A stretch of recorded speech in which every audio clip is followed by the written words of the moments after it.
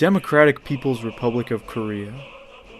Commonly known as North Korea, this is the most isolated, mysterious country on the planet. Supposedly the world's last true bastion of communism, this country occupies half of the Korean peninsula.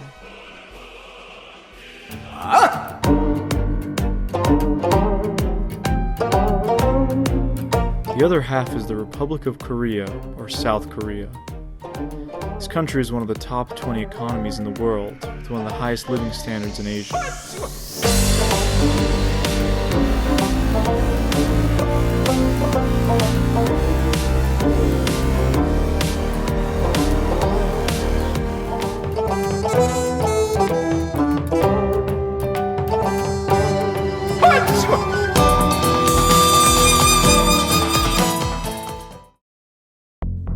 Historically, this mountainous peninsula has been occupied for centuries by various regional powers and international superpowers. Occupied by Imperial Japan in 1910, Korea was liberated by the Soviet Union and the United States in 1945, where its division into North and South began. This is Korea.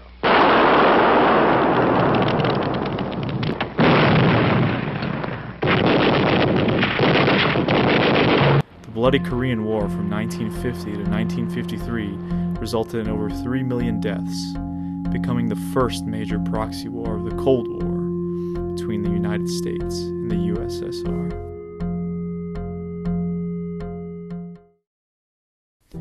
A peace treaty was never signed.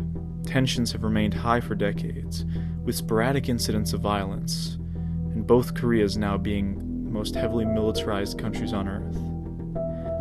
Today, North Korea is at odds with much of the world regarding its nuclear weapons program.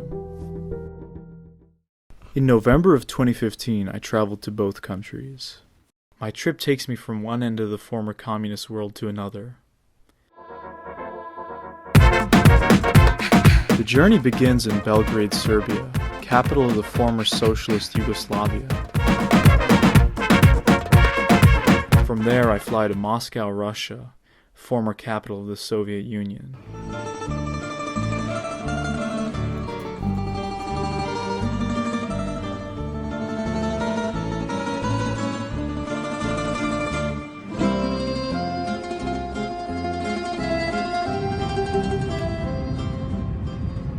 This is followed by a brief layover in Beijing, China, the capital of a country technically still run by communism.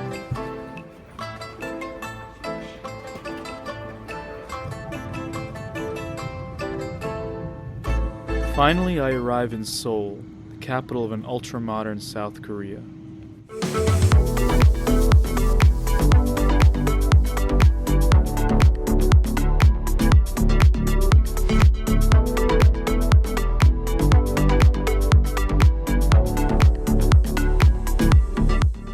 There are so many things to see and do in this city, from dog cafes to an abundance of shopping and more.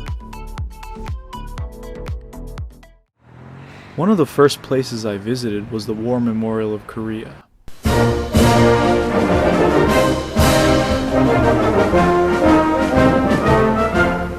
This helped me better understand the South Korean perspective of the war, but there would be plenty of time to think about the conflict later on during my trip, so I focused on the sights and flavors of South Korea.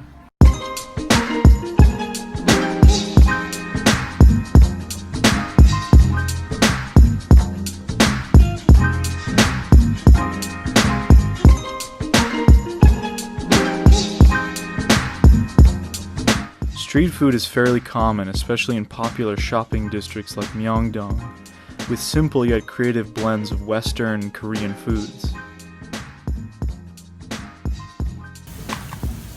Korean barbecue is perhaps the most well-known of Korean cuisine.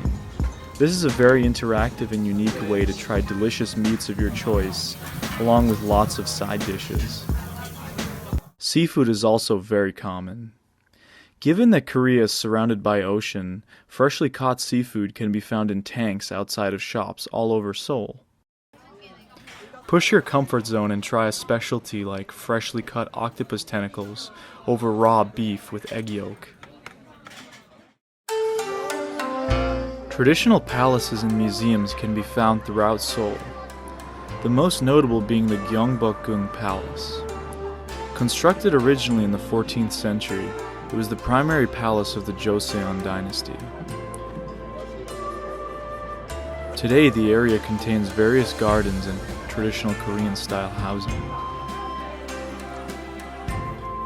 What I found very interesting is that while there is no dominant religious group in South Korea, 30% of the population adheres to Protestant and Catholic Christianity, compared to a 23% adhering to Korean Buddhism. 46% claim no religious affiliation.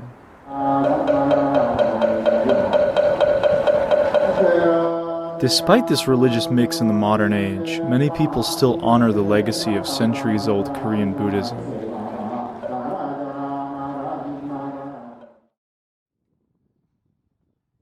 Hills and mountains are quite common, which makes hiking easy, providing great views and scenery, and if seasonally appropriate, incredible foliage.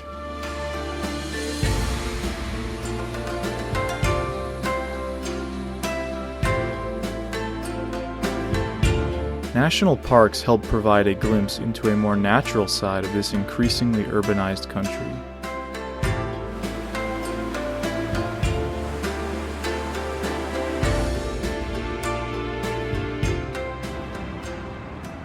This is quite a contrast from the capital. At some points while I was in Seoul, it was hard to believe that a mere 45-minute drive north takes you to the most secretive country on earth. Still, there were occasional reminders of a heavy military presence, reflecting the tense nature of the peninsula. With that said, it only seemed appropriate to visit the DMZ. The DMZ, or Demilitarized Zone, is ironically the most heavily militarized border anywhere on Earth. Tours from Seoul are easy and run fairly regularly. The tour will take you to a variety of locations, including an observatory overlooking North Korea across a river. This is where I took my first glimpse of the Hermit Kingdom. From there, it was off to the Freedom Bridge, which begins in one Korea and ends in the other. The mood here was quite dim and depressing.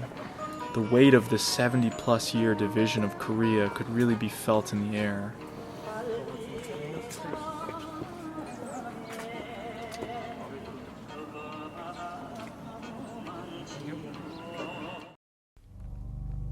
Perhaps the most iconic part of the DMZ would be the JSA, or Joint Security Area. Administered by the United Nations, this is the only place on the border where the joint US and South Korean contingent face off with North Korean soldiers across a simple concrete slab of a border. The blue buildings cross this border, and while inside you can cross somewhat cautiously between these two nations. Given the security concerns, the JSA was quite tense. Stone-faced American GIs herded the tour groups around on a strict time limit. The guide even warned not to point at the North Korean side so as not to risk getting shot. That line felt overly hyped for tourist benefit, but I suppose caution was necessary. With the DMZ tour being my first experience with North Korea, I was ready to travel to this other Korea. The only possible way to enter North Korea is from China as a part of an organized tour group. So I leave South Korea headed back to Beijing. Some spare time in Beijing allowed for sightseeing.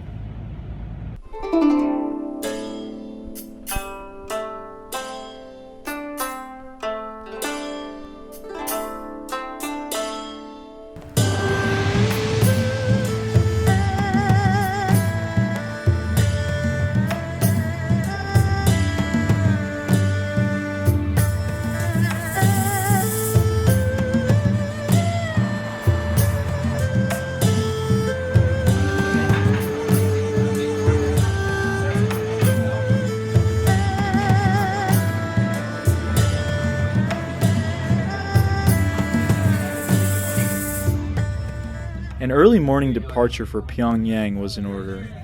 With the DPRK visa in hand, it was off to North Korea via the infamous Air Koryo.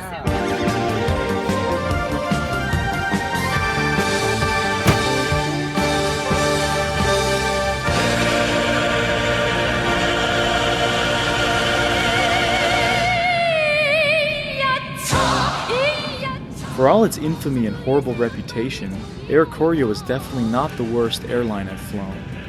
The food was interesting and the in-flight entertainment included videos of North Korea's version of K-pop, the Moranbong band.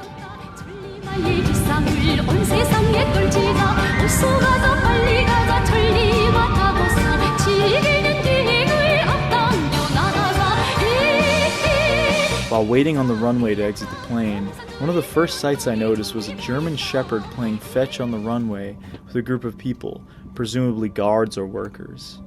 Such a seemingly natural and humanizing sight that would set the tone of my stay in North Korea. A stay that would raise more questions than answers.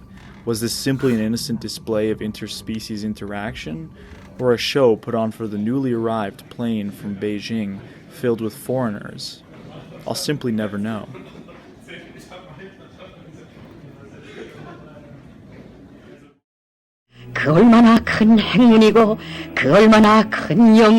North Korea has been ruled by one family since the end of the Japanese occupation. The first leader was Kim Il-sung, and he presided over the country until his death in 1994, at which point his son, Kim Jong-il, took over. Following his death in 2011, his young son, Kim Jong-un, took over the family business. One of the first places we were taken in Pyongyang was the Mansu Hill Monument, home to the enormous bronze statues of the late leaders. Paying respect with a bow was mandatory even for foreigners. Ordinary Koreans could be seen fervently cleaning and maintaining the area. Likenesses of the deceased leaders are present throughout the country. Whether massive murals, statues, portraits, or pictures, they are very common. We stayed at the newly renovated Sosan Hotel in the Sports Village section of Pyongyang. For a budget hotel, the Sosan looked grand in appearance. However, some unusual features were to be expected. It did provide a chance to catch some quality DPRK television.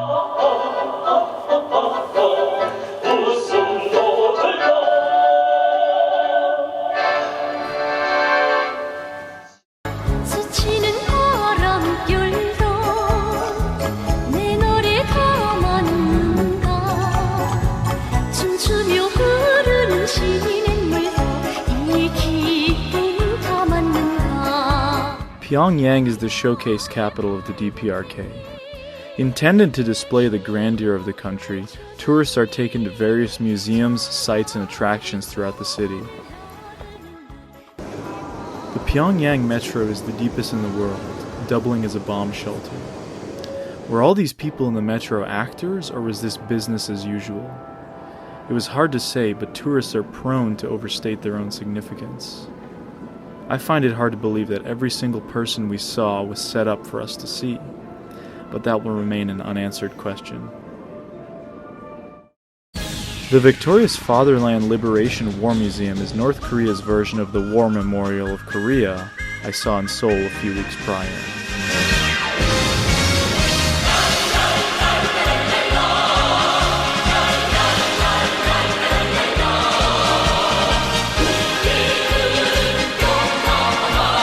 The museum presented the North Korean version of the war, as well as many of the exploits of the Korean People's Army against, as they put it, the imperialists.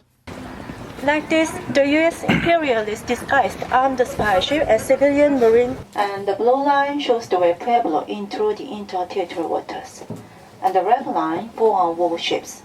신용과 탐욕으로 빚어진 철가 우리의 땅 나간다. The Kumsusan Palace of the Sun is the eternal resting place of Kim Il-sung and Kim Jong-il. Unfortunately, no filming was allowed on the inside. Other city sites included Kim Il-sung Square, The Arch of Reunification, the Juche Tower, which is the tallest object in the city, and the Monument to Party Founding.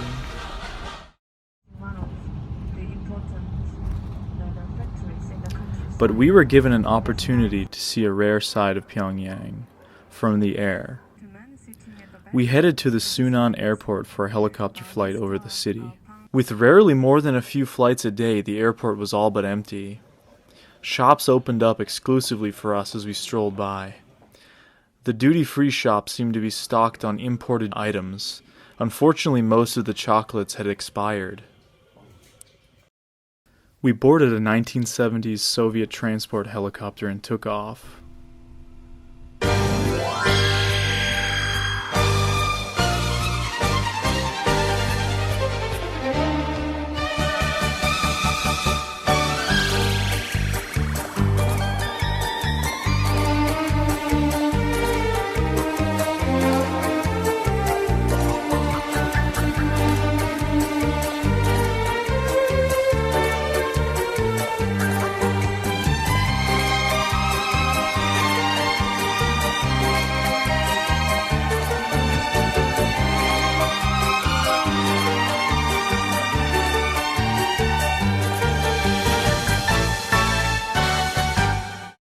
The food of North Korea was better than expected.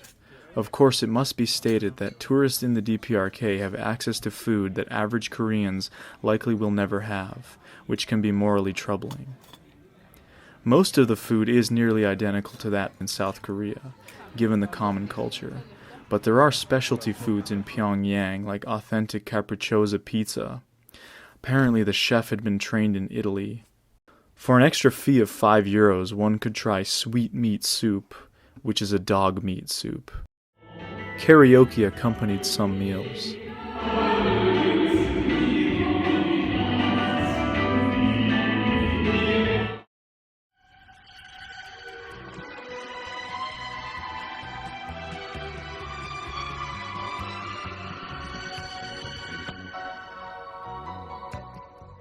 The countryside of the DPRK was something quite different from Pyongyang, much bleaker and quite barren. The highways were completely empty except for the occasional vehicle and our own tour buses.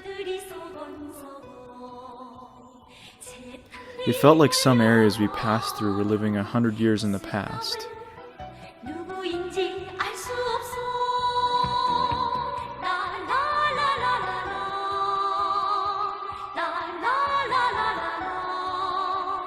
The small coastal city of Nampo had very few vehicles, but bicycles were everywhere.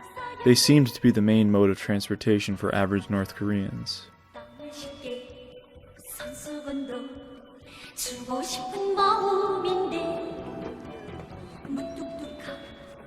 Near Nampo lies the West Sea Dam, which separates seawater and fresh water. This feat of engineering cost up to $4 billion and was completed in the 1980s.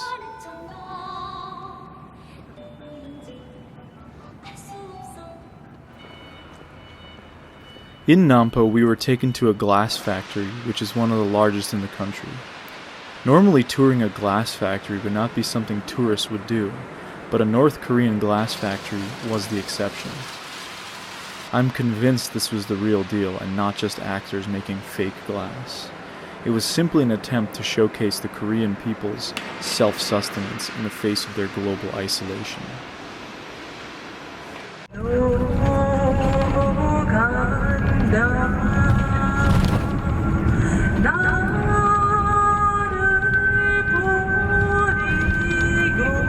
At times I did feel as if I was present in a strange reality that is North Korea.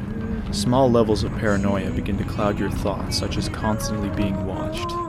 The fact that a dubious United Nations Development Program car seemed to follow us to every location only helped to raise suspicions, as if the UN didn't have anything better to do but follow tourists around. Kaesong is a city in the south very close to the DMZ.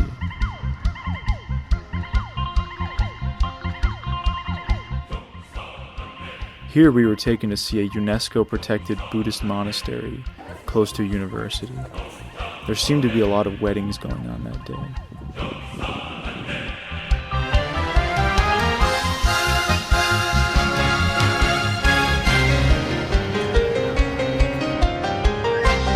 And finally, I was back at the DMZ. So white buildings, white color buildings on our side, military post.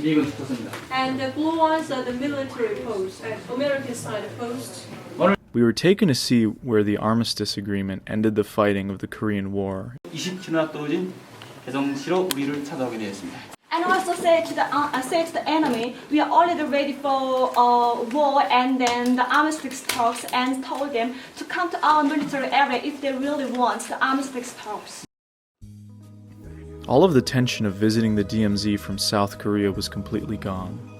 The North Koreans were extremely lenient and allowed us to linger in areas to film and take pictures relatively freely. So here in the DMZ on the North Korean side, it seemed to me that they were trying to outdo the South Koreans and Americans at the JSA, knowing well how strict they are with the tourists.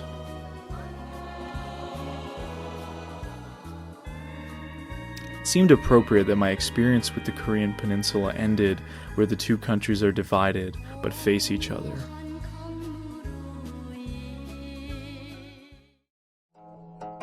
A tour of North Korea is essentially a propaganda tour intended to show tourists pre-selected and nicer areas of the country. The bottom line is North and South Korea could not be more different today. South Korea provides an example of Korean ingenuity and innovation in the global market, albeit as a colony of the United States. It has a flashy, ultra-modern, westernized culture with plastic surgery galore, but eyes set to a future that perhaps hasn't even been envisioned yet. North Korea, on the other hand, acts as a time machine, preserving the last remnants of hardcore communist dystopia at the expense of its people. It seems to draw heavily on the past to maintain the current status quo, while pursuing a very slow, very controlled opening up to the world. The idea of Korean reunification seems as unlikely as ever, although both governments do still consider the entire peninsula under their control. The two Koreas have become part of a geopolitical chess game between powers like China and the United States. My point being that the problem is bigger than just the Korean peninsula. One can only hope that the future will bring calm to this conflicted land. Unfortunately, given the current state of the world, I'm not very optimistic about this.